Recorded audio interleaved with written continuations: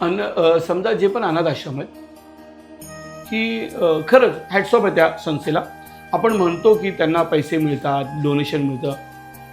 एका आईला कळतं की या 3 मुलांना कसं सांभाळायचं आहे. एका बापाला कळतं की 3 मुलांना आता कसं सांभाळावं लागेल.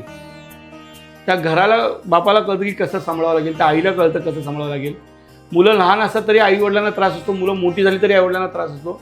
विचार करा त्या अनाथ आश्रमाला किती भीती वाटते, त्या संचालकांना, त्या ऑर्गनायझरना, त्या अनाथ आश्रमाच्या सगळ्या टीमला, की मुलाच्या एकाही मुलाला काही झालं तर आमची बदनामी किती होईल.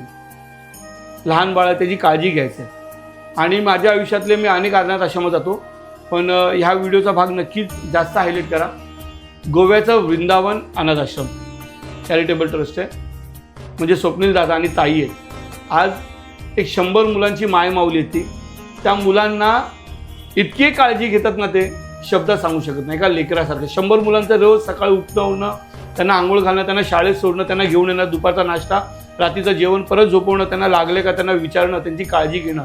आणि तेच स्वप्नील दादा तिकडे गोव्यामध्ये, आणि स्वप्नाली ताई धोत्रे हे बदलापूरमध्ये एक अनाथ आश्रम आहे, चिंतामणी दिघे अनाथ आश्रम आहे लहान मुलांचं. त्या साईसुद्धा असंच काळजी घेत आहेत.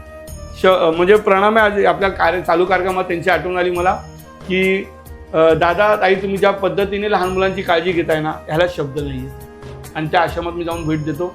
अशा अनेक आश्रमात जातो. मला निगेटिव्ह नाही सांगायचं आहे, कारण की बरेच जण निगेटिव्ह विचार करतात की त्यांना फंड येतो. अरे फंड गरजेचं आहे ना त्या अनाथ आश्रमाला, त्या मुलांचं हे करायचं आहे. बाकी तो नंतरचा प्रश्न आहे, चिटिंग होते की नाही ते देवाला माहिती आहे.